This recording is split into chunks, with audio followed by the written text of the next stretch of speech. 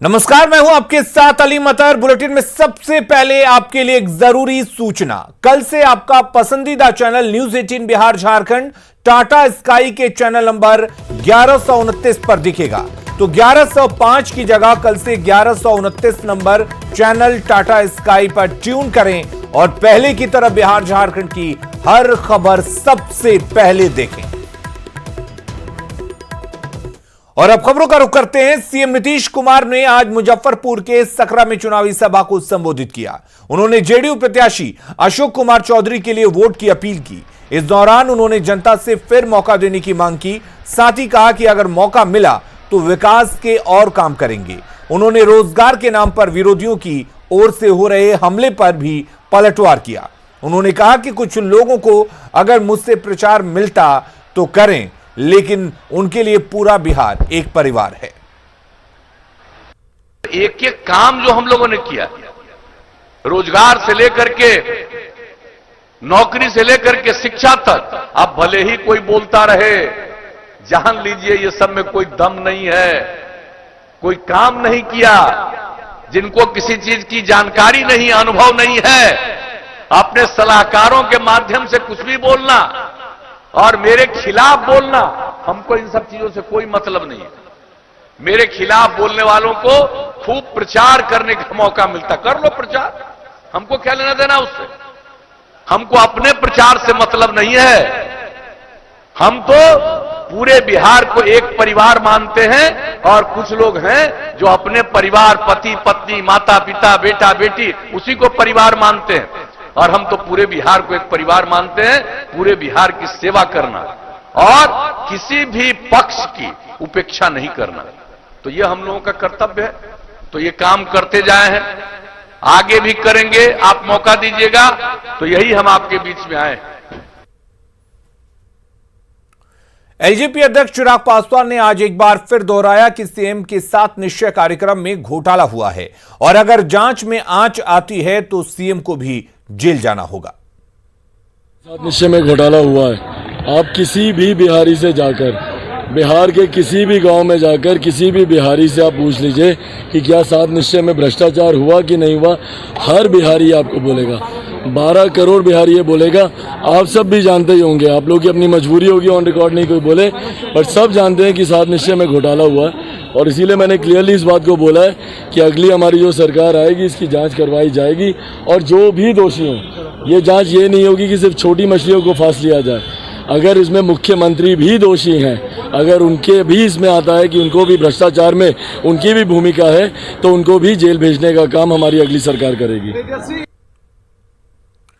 और चिराग पासवान सीएम नीतीश के 7 निश्चय पर लगातार सवाल उठा रहे हैं, जिस पर जेडीयू ने जवाब दिया है।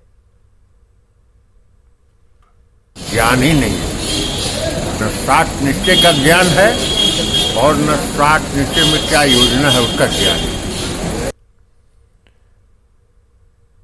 बीजेपी के प्रदेश अध्यक्ष संजय जायसवाल ने तेजस्वी यादव और चिराग पासवान दोनों पर निशाना साधा है और सीएम नीतीश का बचाव किया है। राजनीति में 15 सालों में माननीय मुख्यमंत्री जी पर किसी भी प्रकार का आज तक कोई आरोप नहीं लगा है और मुख्यमंत्री जी ने हमेशा शुचिता की राजनीति की है और वह उसका पालन करते हैं। इन सब बातों का कोई अर्थ नहीं होता। और बीजेपी सांसद रामकृपाल यादव ने आरजेडी नेता तेजस्वी यादव के दावों को मुंगेरी लाल के हसीन सपने बताया है। उन्होंने कहा कि बिहार में काफी काम हुआ है और अब कोई भी लालटेन युग में नहीं जाना चाहता। मुंगेरी लाल का हसीन सपना देख रहा है, सब सपना चूर हो जाएगा 10 तारीख को। ऐसे ही होता है। थोड़े सरकार ने काम किया है, प्रधानमंत्री जी के विशेष कृपा रही है, आसमान जमीन का अंतर। फिर लालटेन युग में कोई जाएगा? बहुत मुश्किल से एलईडी युग में आ गया है, और फिर कौन जाएगा अंधकार में? और वहीं महंगाई को लेकर तेजस्वी यादव ने एनडीए नेताओं को घेरा। तेजस्वी यादव ने कहा कि पेट्रोल डीजल के साथ खाने पीने की चीजें महंगी हो गई हैं। बीजेपी के लोग पहन के घूमते थे, अब इसका आंकड़ा जो है तकरीबन 100 रुपए के भी करीब पहुंचने वाला है। मतलब महंगाई प्याज जो है सेंचुरी मारने वाली है। आप बताइए, रोजगार नहीं है, नौकरी नहीं है, लोगों के खाने के लाले पड़े हैं, भुखमरी बढ़ी हुई है, महंगाई इतनी चरम सीमा पर पहुंच गई है कि छोटे मोटे जितने व्यवसायी थे इस कोरोना काल में, नोटबंदी के समय, सब लोग जो हैं व्यापारी तंग हो चुके हैं, तबाह हो चुके हैं और गरीबी बिहार में और बढ़ती जा रही है। और पेट्रोल डीजल महंगा तो हो ही रहा है, साथ में खाने पीने की जो चीज़ें हैं, जो प्याज है, वो भी जो है पूरी तरीके से महंगा।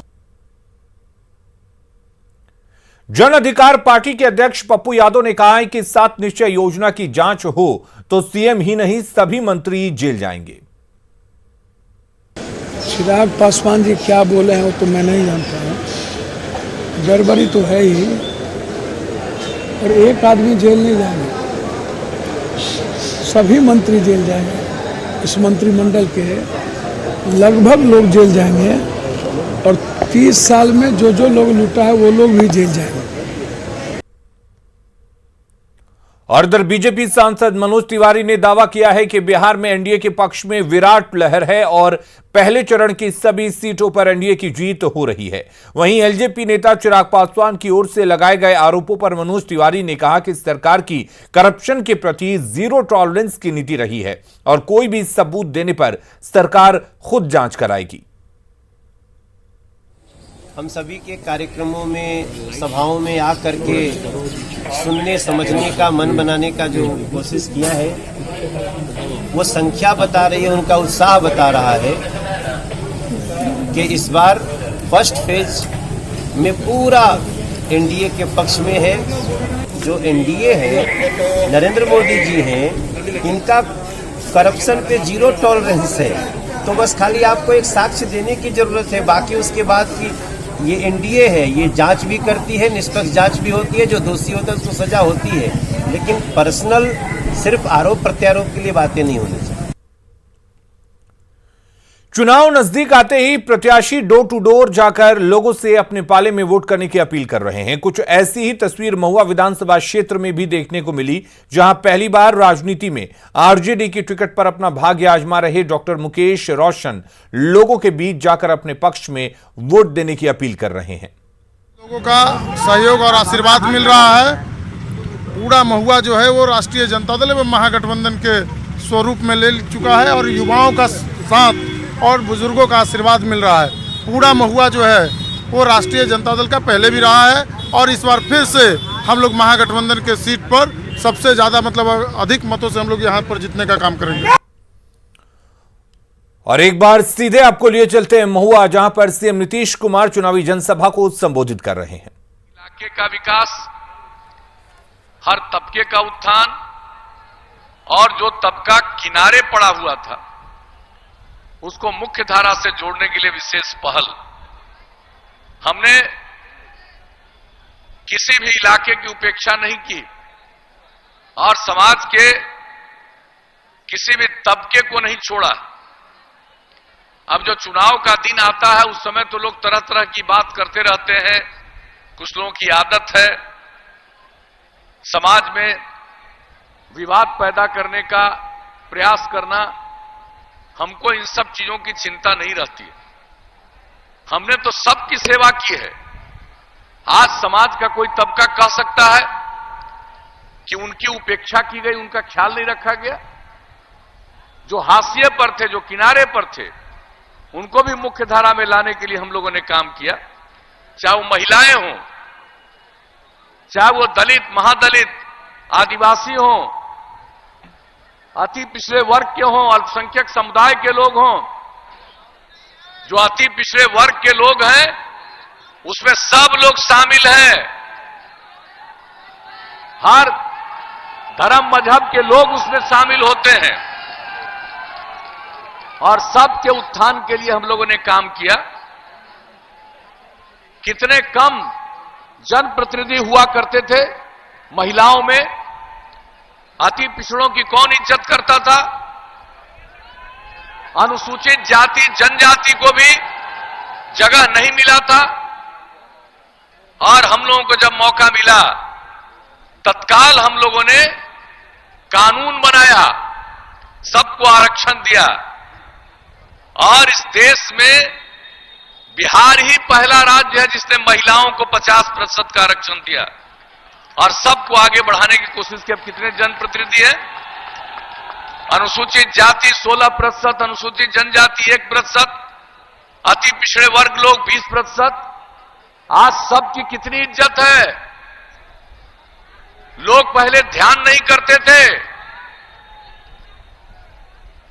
महिलाओं का और पुरुषों का साथ में काम करने का सिलसिला शुरू होगा तभी समाज आगे बढ़ेगा। बिहार बहुत पीछे पड़ा हुआ था। आज जो बिहार आगे बढ़ रहा है उसका सबसे बड़ा कारण है कि स्त्री और पुरुष सब काम में लगे। अब आप बताइए, शिक्षा के क्षेत्र में लड़कियां कितना पीछे थी और जो हमने पोशाक योजना, साइकिल योजना इसकी शुरुआत की और आप जान लीजिए कितना आत्मविश्वास आया साइकिल पर चलकर स्कूल जाने में, हाई स्कूल जाने में कितना मनोबल ऊंचा हुआ। और जब लड़कों ने भी मांग किया तो हमने लड़कों के लिए भी साइकिल योजना शुरू कर दी। लेकिन आप सोच लीजिए कि अब लड़का और लड़की की संख्या बराबर हो गई, हाई स्कूल में भी बराबर हो गई, माध्यमिक विद्यालयों में। और इस बार जो मैट्रिक की परीक्षा थी इसमें लड़कों से थोड़ा ज्यादा लड़की ही शामिल थी परीक्षा में। अब आप सोच सकते हैं कितना बड़ा परिवर्तन आया। लोगों को जानना चाहिए एक एक चीज और हर प्रकार से हर तबके के उत्थान के लिए जो हम लोगों ने काम किया। और एक चीज और देखा हमने, हम तो ये बात आपको मिडिल स्कूल, हाई स्कूल का किए, प्राथमिक विद्यालय में भी बहुत सारे बच्चे बच्चियां स्कूल नहीं पहुंच पाते थे और उसका हमने आकलन किया कि ये कौन है सबसे ज्यादा जो स्कूल नहीं जा पाते हैं। 12.5% था उनका। तो उसमें यही पता चला कि सबसे ज्यादा या तो महादलित समुदाय के हैं या अल्पसंख्यक समुदाय के हैं। और उनको बाहर पढ़ा के स्कूल तक पहुंचाने के लिए हमने टोला सेवक, तालीमी मरकज, स्वयं सेवक लगाया 30,000 की संख्या में और जिनको काम दिया उनके 60 साल की उम्र तक। आज ये सभी समुदाय के बच्चे बच्चियां अब स्कूल जाने लगे। अब स्कूल से बाहर रहने वाले बच्चे बच्चियों की संख्या न के बराबर है। यह स्थिति उत्पन्न हुई। तो आप एक एक चीज को देख लीजिए। अपराध पर नियंत्रण, शाम होने के बाद किसी की हिम्मत नहीं होती थी घर से बाहर जाने का। एक जगह से दूसरा जगह जाने के लिए सड़कों का इंतजाम नहीं, सबका बुरा हाल था। लेकिन आप लोगों ने जब काम करने का मौका दिया, हमने अपराध पर भी नियंत्रण किया। और एक बात जान लीजिए, समाज में कुछ न कुछ तो गड़बड़ करने वाला रहता ही है, लेकिन इसके बावजूद अपराध पर इतना नियंत्रण हुआ कि अभी सबसे हाल में केंद्र सरकार का जो आंकड़ा प्रकाशित हुआ है पूरे देश का, हर राज्य का, अब अपराध के मामले में बिहार 23वें नंबर पर चला गया। इतनी बड़ी आबादी का राज्य और इतना बड़ा राज्य, आप सोच लीजिए। विकास का दर कितना बढ़ गया, 12.8% हर साल। प्रति व्यक्ति आय की वृद्धि हर साल 10.5%। तो एक एक काम हम लोगों ने किया। सड़क, पुल, पुलिया, एक एक चीज का निर्माण, स्कूल का, अस्पताल का निर्माण, एक एक काम करते गए।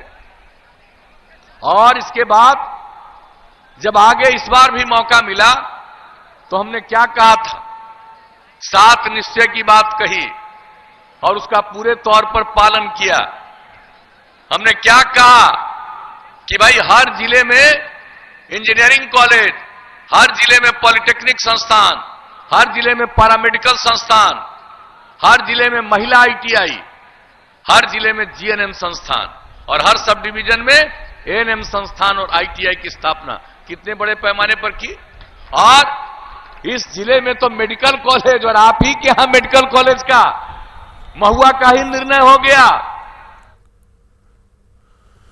तो महुआ में नीतीश कुमार चुनावी जनसभा को संबोधित कर रहे थे और जेडीयू प्रत्याशी के लिए वोट की अपील कर रहे हैं। रुकते हैं एक छोटे से ब्रेक के लिए। बिहार में महागठबंधन की सरकार बनने जा रही है। राजीव शुक्ला ने कहा कि बीजेपी को इसकी आहट लग चुकी है। यहाँ पे अप्रत्याशित परिणाम आएंगे, अभूतपूर्व बहुमत आएगा और मौजूदा सरकार जो एनडीए के है नीतीश कुमार जी के नेतृत्व में, वो यहाँ से जाने वाली है, उसका जाना तय है।